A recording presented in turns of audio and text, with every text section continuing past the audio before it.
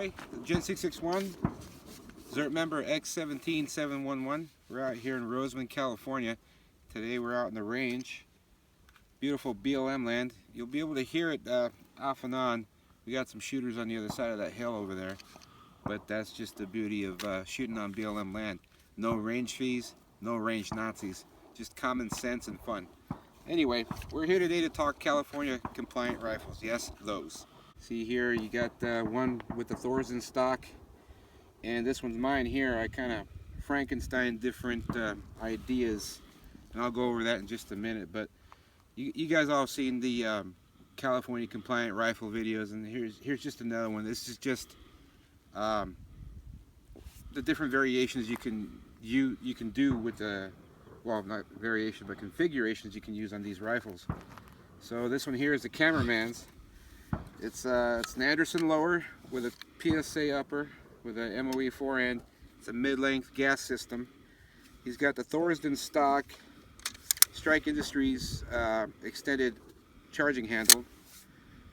Got a Surefire Pro Comp 556 compensator using the Magpul M-Bus backup rear sight. Some of you may have already seen this kind of model before, but this is the AR-15 enhanced stock. This is a California compliant stock. The grip is more like a hunting rifle. So for you guys that are hunters, if you're comfortable with holding your rifle like that, this might be a good viable option for you if you decide to, or if you already have an AR and you need to configure. Otherwise, you got to register as an assault rifle, which I'm pretty sure a lot of us out there don't want to do that. So this is an option. It's just stuff that we have to have on our rifle. That way it's not deemed an assault rifle. So that's why we went with this stock. And we had to get rid of the A2 flash hider that comes standard on normal AR-15s. But we had to take this off and we put on a Surefire Pro Comp 556. It's a nice little one. It definitely reduces the recoil, but it's loud as hell. But if you got ear pro on, it shouldn't be a big deal. And this actually was installed by a good friend of ours, Alex Lopez from Western Firearms Incorporated in Bell, California. Thanks, Alex, for putting the compensators on. But anyway, back to the rifle. I mean, yeah, it sucks that we can't have all the cool stuff like all the free states can. You know, we can't have the pistol grip, can't have the folding stock, no flash hider, no forend, nothing like that. But there is an upside. The upside is, with all this stuff, we're allowed to have a standard mag release. Here's a Hex Mag Series 2 1030 magazine. Now, for the guys that got the, oh yes, and by the way, it's empty. So for the guys that got all the cool tactical stuff on there, you can't have a standard mag release. You got to go either bullet button, which I think they're about to outlaw that too. Your other option is the AR maglock. That requires you to open the action and then drop the mag. With the featureless, that we don't have to do that, you know. So I think that's why that was my major selling point right there to build featureless. Is the simple fact that I didn't have to put on a fucking locking device on my fucking mag release. So that's my buddy's rifle. Is the cameraman. Say hi, Bear. So this is his rifle. You probably all seen the Thorsden stocks, but this one's mine. I decided to do something a little different with my rifle. This one's using a Spikes Tactical lower. This is the Punisher with colored inlay. Still using a PSA upper. Same Magpul backup M-Bus sight.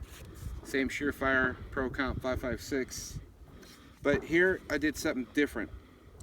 I got to go to SHOT Show with David from Mule Customs back in January, and I stopped by the different booths there, and two of the booths that I stopped by there was Strike Industries and Double Star. So when I saw this is the Double Star mortar plate. Because of the state that I live in, we can't have the folding stock. It's got to be a fixed stock or something like that Thorsden stock there. But when I saw the mortar plate, and then saw how easy it was to attach to the buffer tube. It's just a bolt here. You put at the end of the buffer tube, clamp it down, and then you get the 1-inch recoil pad here, and it feels pretty good. I mean, the length of pull is a little short, but I guess it's good for CQC applications. Now, I know y'all looking at this and saying, what the fuck is that? This is not like your other winged grips. This one is very different. I stopped by the Strike Industries booth and I saw this grip here. This is the Strike Industries Mega Fin. Now they have another one, it's just a regular fin, but this one I liked because it has texturing here as well as on the other side right here. So when you grip it, it's got the thumb ramp right there. Grab it right there and it fits just fine. Added 1-inch recoil pad to give me a little bit more greater length of pull, because it is going based off the actual length of the buffer tube here. All it's doing is going on here and it's clamping onto the end of the buffer tube. So it's good for like CQC applications and stuff like that. I don't know, I'm not a tactical guy, I'm just a regular dude, man. You know, I don't claim to be anything. I do this shit for fun, and also to be prepared and know my rifle, know my weapons. So if you're looking for that kind of shit, I'm not that kind of channel. I'm just a regular dude like everybody else out there that enjoys guns. So when I started building this one, I bought my lower out here in Lancaster, California from Rick's AV Pawn Shop at a damn good price, because usually these Spikes Tactical color-filled lowers are a little pricey.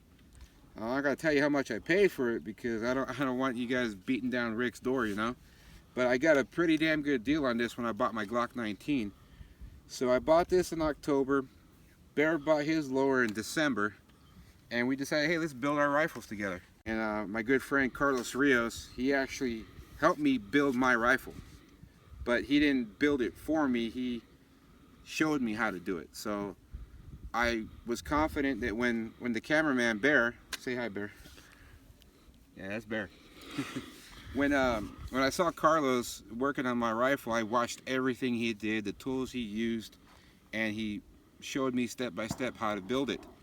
So when Bears came in, I was confident enough to build his. I mean, these Thors and stocks are pretty easy. The only thing that was a bitch was the buffer tube cover, and this is the enhanced model. This is the FRS-15 enhanced, where you can put like a little cheek weld that clips right here onto the buffer tube. And it's got multiple quick disconnect points here by the buffer tube and on the stock itself. And we put these off-brand M-Lock swivel quick disconnect mounts on the forend. But all in all, they're good rifles. I mean, they may not be fancy, they may not have all the cool tactical stuff on there like the collapsible stock or pistol grip or shit like that, but hey, you know, when you live in a restrictive state, you gotta, you know, improvise, overcome, and adapt.